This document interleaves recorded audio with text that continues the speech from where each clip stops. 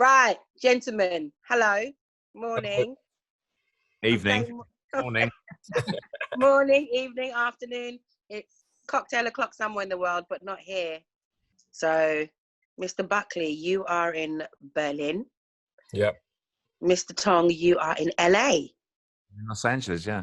Yeah, and I'm in beautiful London. We should have done a summer show already, Vula. We would have I been know. I mean, I haven't changed my diary. Just because I was curious to be like, where would I be in the world and what would I be doing? But let's not dwell too much on that. I mean, we're talking about the gig. We're talking about the reason why we connected. And I mean, this whole thing kind of really kicked off when? 2015? 2015, yeah. I'd been hassling Vula for a couple of years, Pete, to work together, and she kept blowing me out. You know, I'm too busy. I got this gig. No, I can't do it. I got this gig, you know. I was doing Basement Jacks, thank you very much. I was waiting for the moment, you know, yeah. So I blackmailed Simon and Felix, you know. They lost the number, Vula. I sent them around a suitcase of cash. Yeah. And oh, God. I thought that was supposed to be secret. I'm sure you know, but the actual first gig is playing on BBC 4. Do you guys actually remember like the day, or actually even just tell us the build up? How did it all kind of kick off? I got I think the prom's called Radio 1, and then Radio 1 called me. It's like the prom's gonna get groovy. Yeah, I know, right? But Pete, that was actually Christmas 14, wasn't it? That was even before 215 those discussions kicked in, didn't they? Yeah. And then me and Jules were kind of, I knew about Jules. Like Goldie had told me good things about Jules and the Heritage Orchestra, and as did the Basement Jacks. But we started, I mean, it's like pre-Zoom days. We started on a phone call, right? Like a blind date. We should have done it like, obviously. The funny thing was that sort of in tandem, Pete's discussions and my discussions, like I'd been called up by the then head of the proms, Edward Blakeman. Pete, wasn't it? It was something like, wasn't it, that like because you guys were broadcasting, you were celebrating an anniversary, and broadcasting out of Ibiza, wasn't it? Yeah, it was the 20th anniversary of me going down and taking Radio 1 down to Ibiza.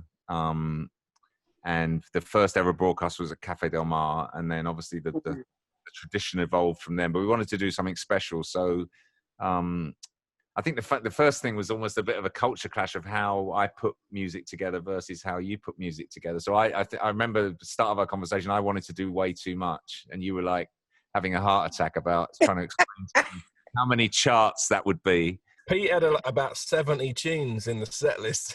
Mine normally take like 8 minutes intros, you know. So I don't know what The interesting thing was that right from the beginning, the question mark was, how can we actually make this work? There's always been for decades orchestral collaborations, and you know, orchestra meets artist. They get together, they try something out, or orchestra meets a genre, for example.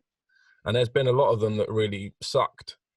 And I think, like, for me and Chris at Heritage Orchestra, that was something that essentially, if we're going to go down this route of paying homage to these legendary tunes and an entire genre, you know, exactly, a musical culture, we better do it right.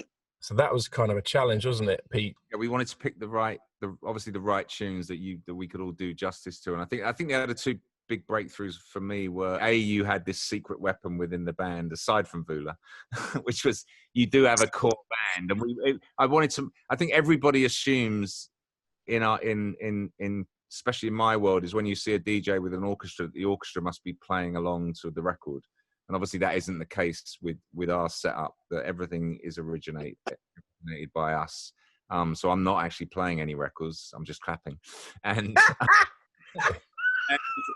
and the other massive breakthrough was that we mixed it together, and which had never been done before. So the fact that we managed, you know, I sent you essentially at the beginning, we cut it from 70 tracks to something like 20, 22.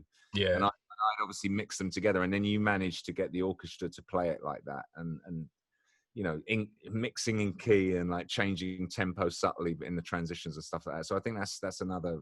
So essentially, you made a mixtape. It started with mixtape version 1, which was Pete's Bonanza mix.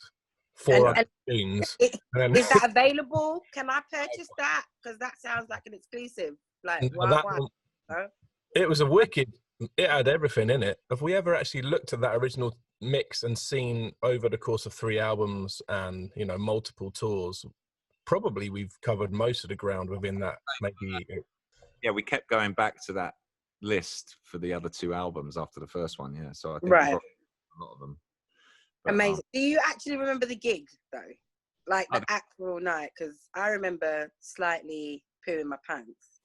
Yeah, we had 3 days rehearsal, and I think coupled with our preparation, which obviously, we know what we're doing as well. Because just to backtrack one quick element, in case it's interesting at all, was like eventually we made the decision that we're going to basically go, pedal to the metal, and we're going to kind of supersize these classics as much as we can. So that was the beginning of the musical approach, which meant from an orchestral perspective,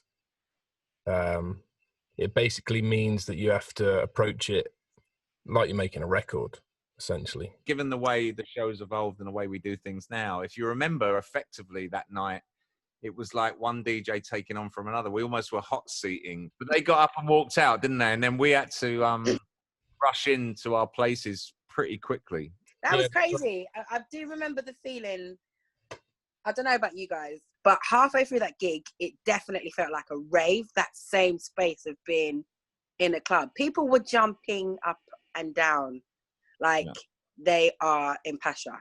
Totally. I mean, I always say it was pretty much from the start for the clapping breakdown in Right Here, Right Now, and it seemed like everyone in the Albert Hall got up as well, and they never sat down. Yeah.